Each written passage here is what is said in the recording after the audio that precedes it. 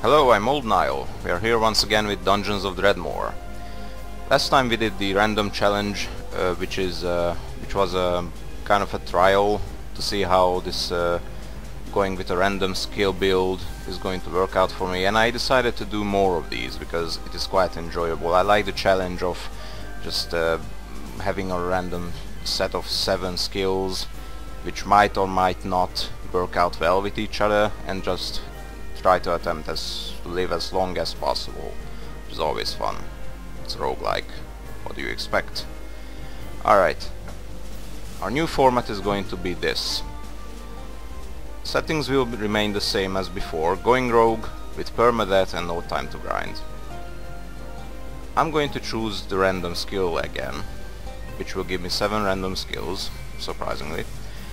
And what I'm going to do is, I'm going to attempt to play that random skill build for 15 minutes.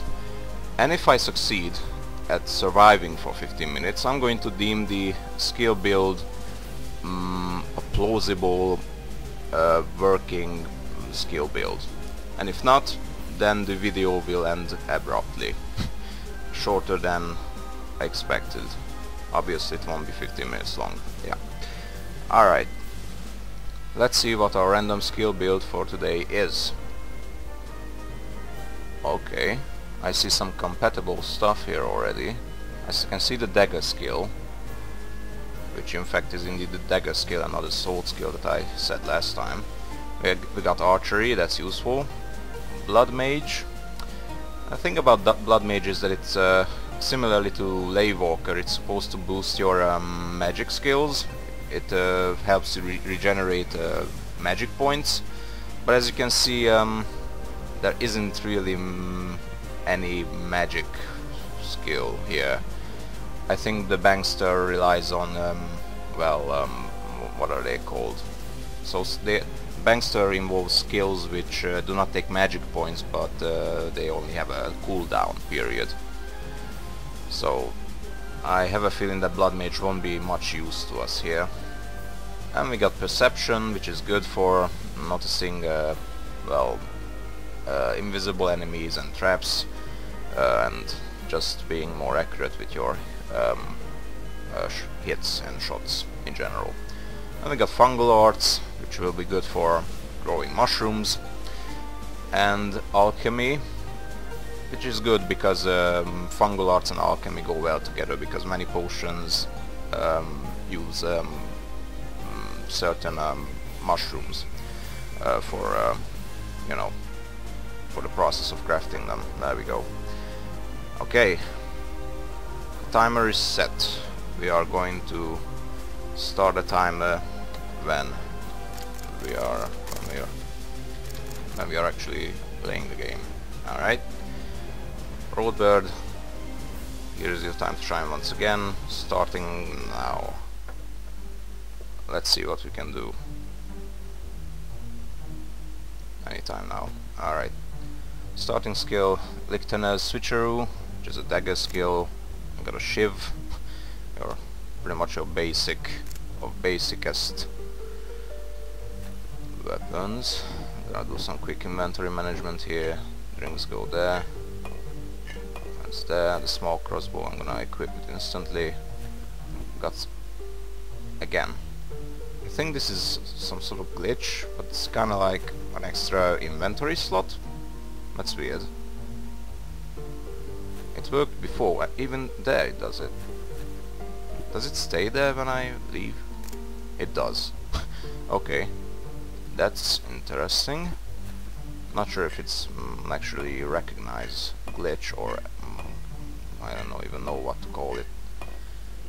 Anyhow, that little inventory slot won't help us much if I can't survive with what I have. Okay, so there we go, and we got some arrows here, some various sorts of fungi. Got a potion of purity, which, if I want to be honest, I have no idea what it does. I guess Wikipedia is your friend as always.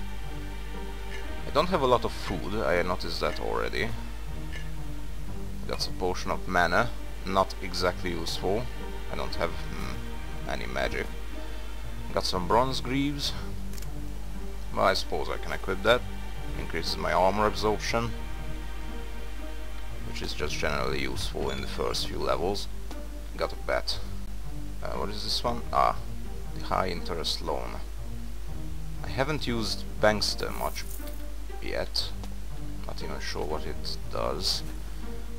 I have a feeling that it gives you well, it gives you amount of money to begin with. That's the point of it. But occasionally you have a chance of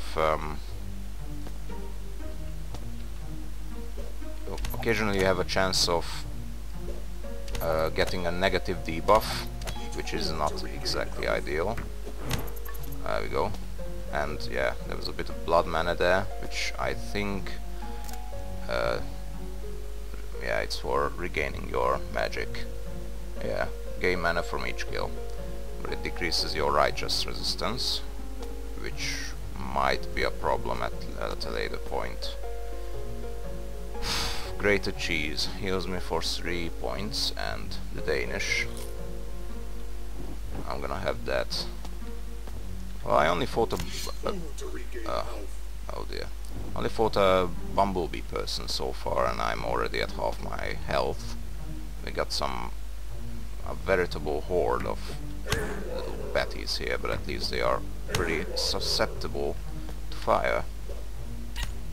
Okay, no, you go down onto the ground. Okay, well, that's a Mace of Lobster. I'm gonna pick that up momentarily when it's not protected by a wall of fire.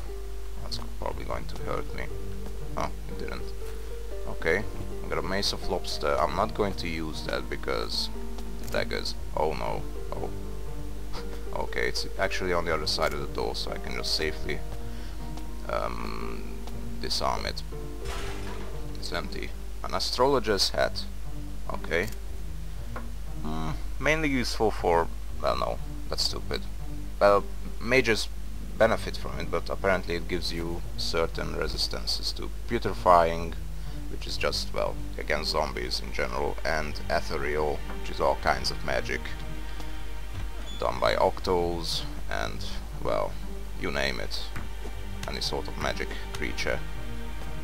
Now, Sickly Diggle, I feel we are going to have a problem here. I'm gonna set you on fire for good measure. There you go. Not a bumblebee person. I'm assuming they don't like fire, as most bugs do. And there we go. We get dinged. I'm not going to upgrade my blood magics. We have went over that one already. Toxic acids. This could be useful. For one, it increases my toxic resistance, but it will also give me a little slime helper, a little friendly mob. My experience. Oh, hello, a grungier. Yeah, that's the mushroom. What is the proper name? Fungalots. So not mushroom grower. That sounds too simple.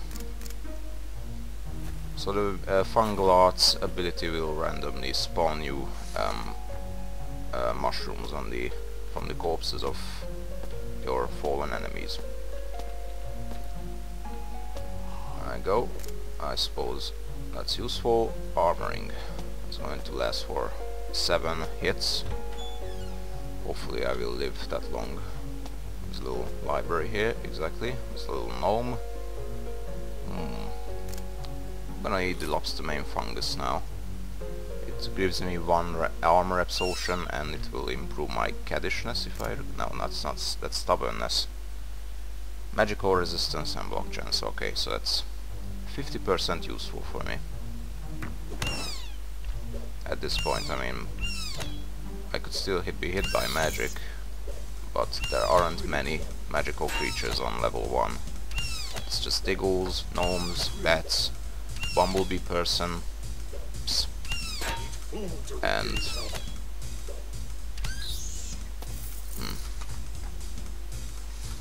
ravens, I think. What? Oh, that was close. Okay. Greater cheese, help me with your magical healing abilities. I'm not going to die to some... In fact, I'm going to die to some trap.